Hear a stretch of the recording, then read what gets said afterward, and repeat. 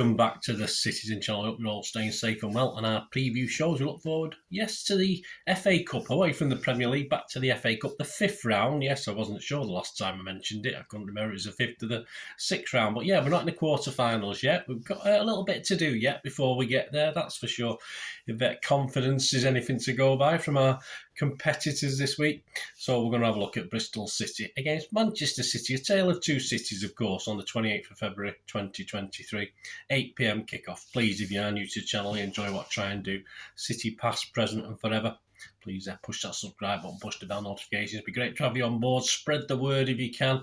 And if you are pushing buttons, or you've already pushed as many buttons as you want, push another one. Push that little like button. I'm trying to get between 15 and 20 likes for these City vlogs. Not a massive target, so if you can help me towards that, I'll be very grateful. Right, this is on ITV, yes, but I will be there. So if you're going down and you spot me, come up and say hello. I'll probably have my lenses on, so I'm at, it just transforms me into a totally different person with my lenses in. But yeah, I'm sure you'll recognise this and come and say hello if you can. It'd be great to see you.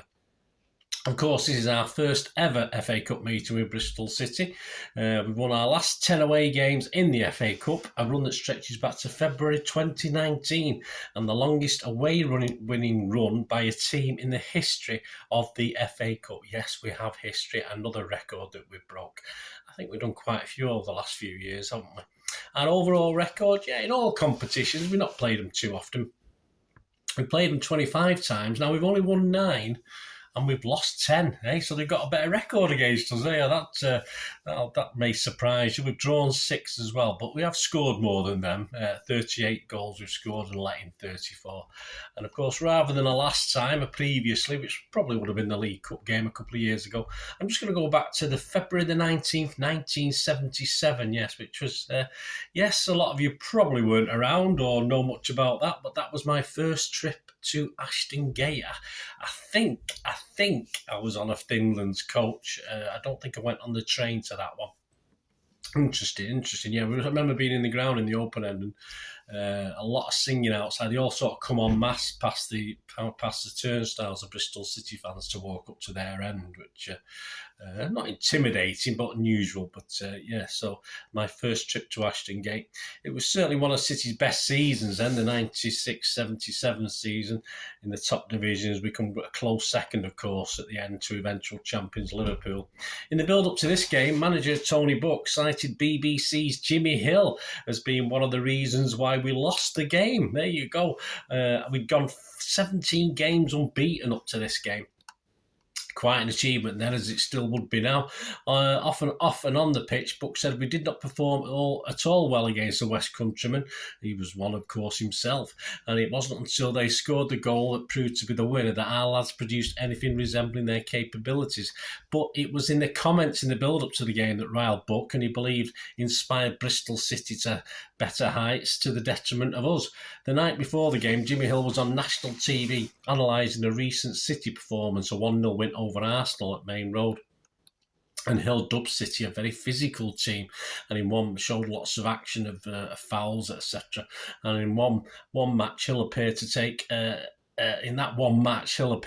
away any credit we'd built up in that unbeaten run, of course, which dated back to the 23rd of October. And Buck believed we'd played some nice football, and we certainly had.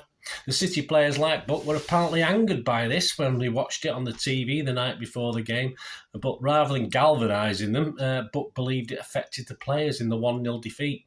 Personally, I remember it being quite a feisty game off the pitch and on the pitch, that one, but a bit disappointed, I remember that.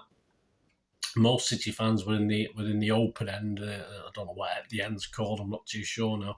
A fair few Bristol fans in there as well. Days before segregation, etc. It kicked off a little after the Bristol City goal went in, but yeah, I don't remember overly too much trouble. But there's certainly chances of it. In say late 70s, it was. But I got home fairly safely from that one anyway, so not too bad. The teams that day: Bristol City was Shaw, Gillis, Merrick, Sweeney, Collier, Hunter. Yes, that's Norman Hunter. Jerry Gow, Fiat, Garland, who scored their goal, Cormac, Whitehead, and their sub was a guy called Tainton. For City, very familiar names to you: Corrigan, Clements, Donachie, Doyle, Watson, Power, Owen, Kidd, Royal, Hartford and Chewett. And the sub was Tommy Booth. He wasn't used. Not a bad crowd. Attendance was 27,601.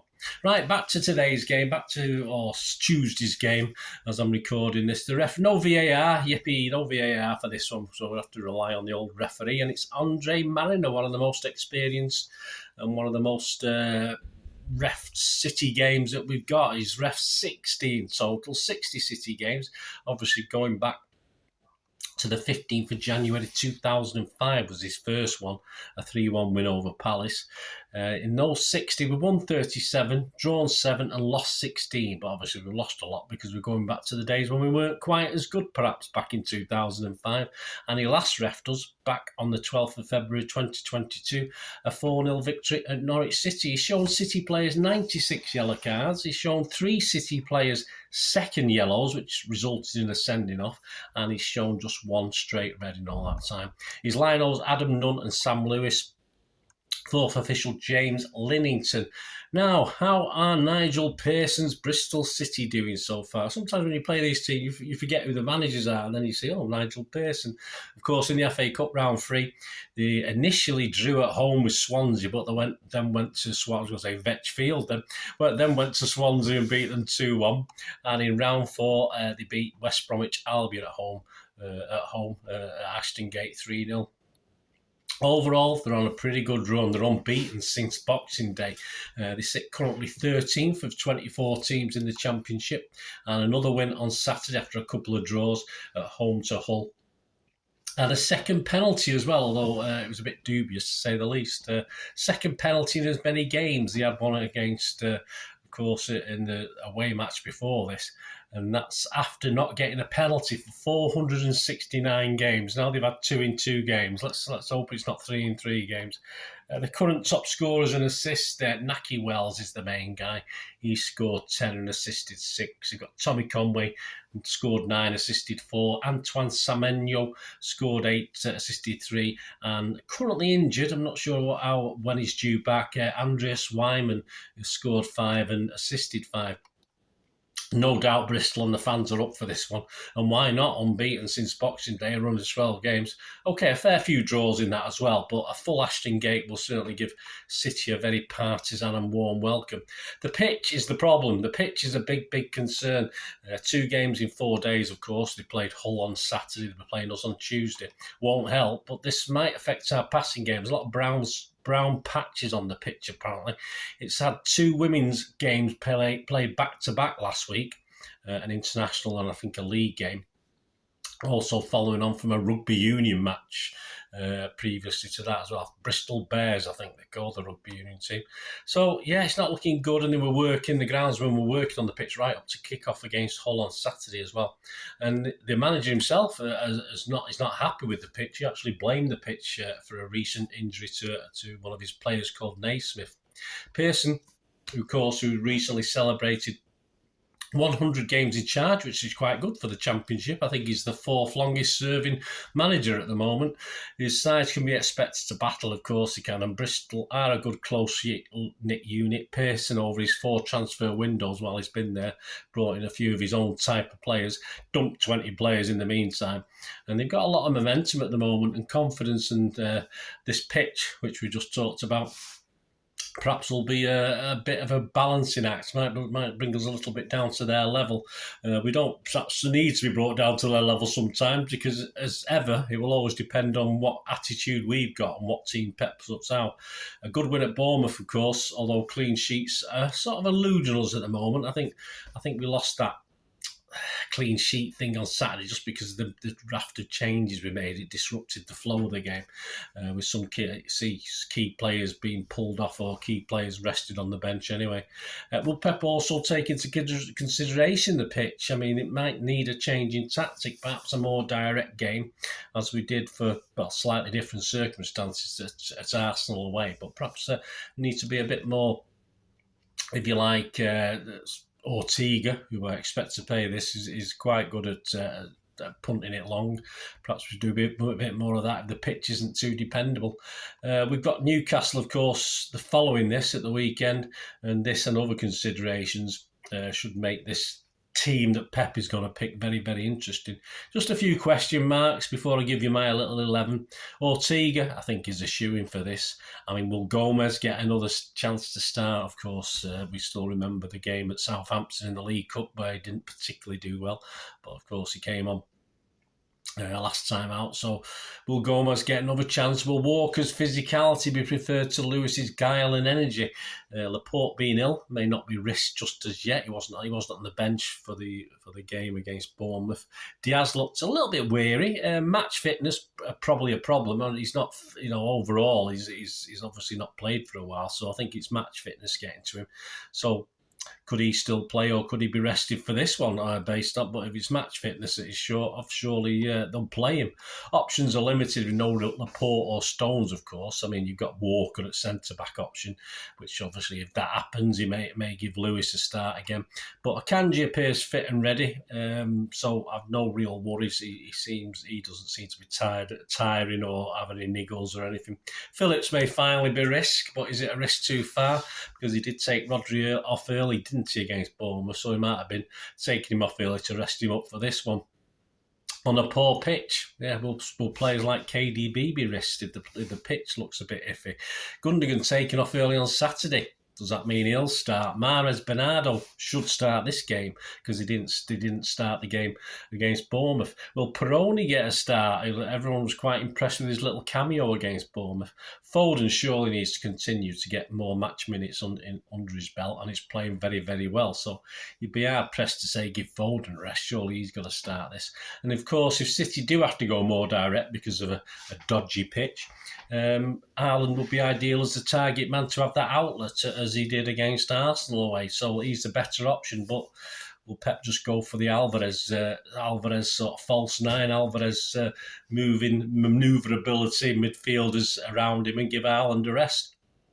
A lot of questions. I've answered a few of them in my mind. So this is my expected Pep 11. If I get 7 of these, I'll be happy, because I have no idea what he's thinking of. I'm surely right on the goalkeeper, unless there's an injury in the meantime. Ortega's going to go in goal. But my back four, yes, I am going to go a mobile Walker who can get forward.